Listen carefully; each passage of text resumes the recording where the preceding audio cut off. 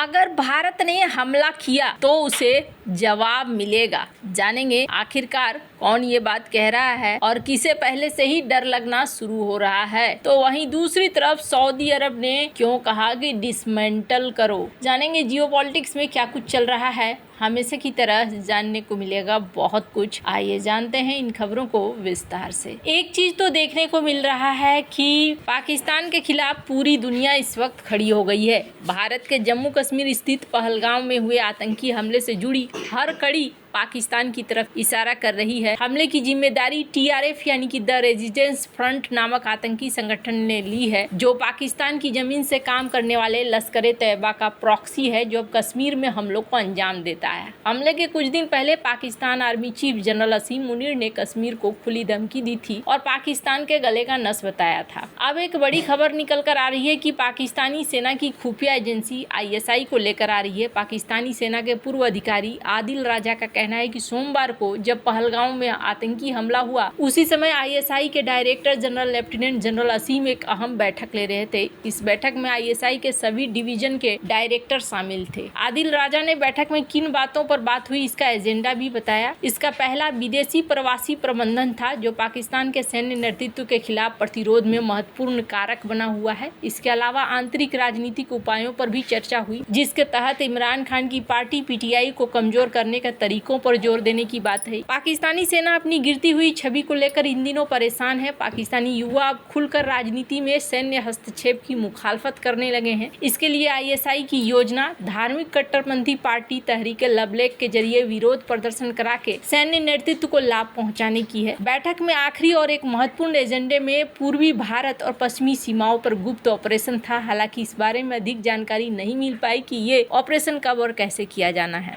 खास बात यह है कि ये बैठक तब हुई जब पहलगाम में आतंकी हमला चल रहा था। आदिल राजा ने कहा कि पाकिस्तानी सेना लंबे समय से प्लानिंग कर रही थी ताकि भारत को उकसाया जा सके। इसके जरिए पाकिस्तानी सेना देश के लोग अपना विरोध छोड़कर इनके पीछे खड़े हो जाएं, इस वजह से ये चाह रहे हैं। अब यहाँ पर देखने को मिल रहा है कि जम्मू कश्मीर के पहलगाम में बर्बर हमलों के बाद पाकिस्तान खौफ में है। पाकिस्तान को एक बार फिर बालाकोट की तरह भारत की बड़ी कार्रवाई का डर सता रहा है। आतंकी हमले के कुछ घंटों बाद ही सोमवार शाम से पाकिस्तान के एयर स्पेस में पाकिस्तानी वायुसेना के विमानों की हलचल असामान्य रूप से बढ़ी हुई नजर आ रही है। फ्लाइट रेडार 24 वेबसाइट के आंकड़े इसकी गवाही देते हैं। रक्षा विशेषज्ञों के बीच भारत की संभावित जवाबी कार्रवाई को लेकर चर्चा शुरू हो गई है। इस बीच भारत में पाकिस्तान के उच्चायुक्त रहे अब्दुल बासित ने भारत की गीदड़ भभकी देकर डराने की कोशिश की है। पाकिस्तान के पूर्व राजनयिक ने सोशल मीडिया प्लेटफॉर्म X पर एक पोस्ट में कहा कि मुझे यकीन है कि पाकिस्तान के खिलाफ किसी भी भारतीय दुस्साहस को नाकाम करने के लिए इस्लामाबाद हर संभव कदम उठा रहा है। मुझे कोई संदेह नहीं है कि इस बार पाकिस्तान की प्रतिक्रिया बहुत कठोर होगी। बासत की टिप्पणी से एक बात तो साफ हो गई कि भारत की तरफ से जवाबी कार्रवाई का अंदेशा हो गया है। उसके बयानों से ये नजर भी आने लगा है। इसके पहले इन्हीं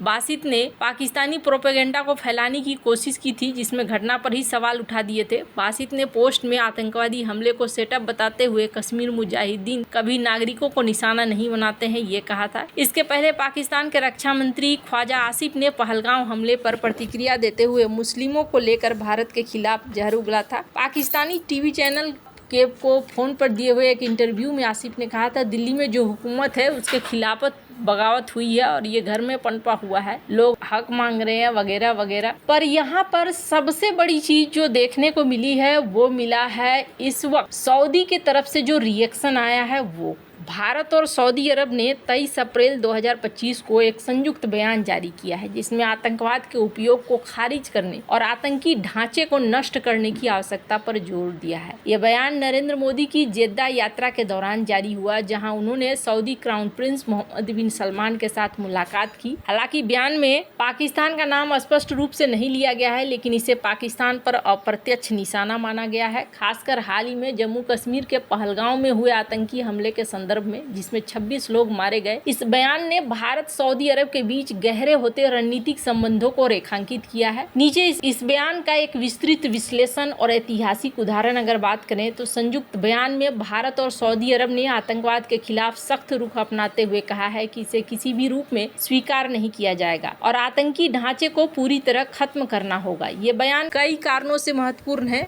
22 अप्रैल 2025 को जम्मू कश्मीर के पहलगाम में हुए आतंकी हमले हमले में 26 लोग मारे गए, जिनमें ज्यादातर पर्यटक थे। ये 2019 के पुलवामा हमले के बाद सबसे घातक हमला था। इस घटना ने भारत में आतंकवाद के खिलाफ चर्चा को और तेज कर दिया और पीएम मोदी को अपनी सऊदी यात्रा बीच में छोड़कर वापस लौटना पड़ा। सऊदी अरब, जो परंपरागत रूप से पाकिस्तान का करीबी सहयोगी रहा है, अब भारत के साथ अपने रणनीतिक संबंधों को मजबूत कर रहा है। ये बयान दोनों देशों के बीच बढ़ते सहयोग का प्रतीक है, जिसमें आतंकवाद के खिलाफ साझा रुख, आर्थिक रणनीतिक साझेदारी शामिल है। बयान में आतंकी ढांचे को नष्ट करने की बात भारत की उस लंबे समय से चली आ रही मांग को दिखलाता है कि पाकिस्तान अपनी धरती पर आतंकी गतिविधियों को रोकने के लिए ठोस कदम उठाए। इस तरह के बयान भारत और अन्य देशों के बीच पहले भी देखे गए हैं, जो पाकिस्तान पर दबाव बनाने के लिए अप्रत्यक्ष रूप से आतंकवाद के मुद्दे को उठाते हैं। साल 2019 में पुलवामा हमला और भारत सऊदी का बयान। 2019 में पुलवामा में सीआरपीएफ काफिले पर हुए हमले के बाद, जिसमें 40 जवान शहीद हुए थे, भारत और सऊदी अरब ने एक संयुक्त बयान में आतंकवाद के खिलाफ कार्रवाई की मांग की थी। उस समय भी सऊदी अरब ने भारत के रुख का समर्थन किया था, जिसे पाकिस्तान पर कूटनीतिक दबाव के रूप में देखा गया। साल 2016 भारत अमेरिका बयान। भारत और अमेरिका ने 2016 में एक संयुक्त बयान में आतंकवाद को प्रायोजित करने वाले देशों पर कार्रवाई की बात कही थी, जो स्पष्ट रूप से पाकिस्तान की ओर इशारा करता है। इन उदाहरणों से पता चलता है कि भारत कूटनीतिक मंचों का उपयोग करके आतंकवाद के मुद्दे पर वैश्विक समर्थन जुटाने में सफल रहा है। एक्स प्लेटफॉर्म पर इस संयुक्त बयान को लेकर कई प्रतिक्रियाएं भी देखने को मिल रही है। एक यूजर ने लिखा, भारत का कूटनीतिक मास्टर स्ट्रोक। सऊदी अरब जैसा देश अब खुलकर आतंकवाद के खिलाफ भारत के साथ खड़ा है। ये पाकिस्तान को एक करारा जवाब है। भारत की बढ़ती वैश्विक ताकत और सऊदी अरब जैसे प्रभावशाली देशों के साथ गठजोड़ को रेखांकित करता है। पाकिस्तान को अब समझ में आ रहा है कि दुनिया उनकी हरकतों से तंग आ गई है। भारत सऊदी बयान ने आतंकवाद को पनाह देने वालों की पोल खोल दी है। कई यूजर्स ने बयान को पाकिस्तान के लिए सबक बताया और इसे भारत के लिए कूटनीतिक जीत बताई। पहलगाम हमले के बाद कई यूजर्स ने इस समय को और जरूरी बताया। एक यूजर ने कहा कि पहलगाम में हमारे लोगों की जान गई है, अब समय है कि आतंकियों और उनके समर्थकों को सबक सिखाया जाए। सऊदी अरब का भारत की ताकत बढ़ाता है। इन पोस्ट में जनता का गुस्सा, आतंकवाद के खिलाफ सख्त कार्रवाई की मांग साफ दिख रही है। India Saudi, Bharat first, stop terrorism जैसे हैशटैग हिंदी में ट्रेंड कर रहे हैं। इसके जरिए यूजर्स ने भारत के सऊदी बयान को व्यापक समर्थन दिया है। भारत सऊदी अरब का संयुक्त बयान न केवल दोनों देशों के बीच गहरे होते रणनीतिक संबंधों को दिखलाता है, बल्कि यह आतंकवाद के खिलाफ भारत के वैश्विक अभियान को मजबूती भी देता है। ऐतिहासिक रूप से भारत ने इस तरह के बयानों का उपयोग पाकिस्तान पर कूटनीतिक दबाव बनाने के लिए किया। ये बयान उसी दिशा में एक और कदम है। एक्स प्लेटफॉर्म पर हिंदी में प्रतिक्रिया आई, इस बयान के प्रति जनता के उत्साह और समर्थन को दिखलाती है। वैसे आपको बता दूं, जिस तरीके से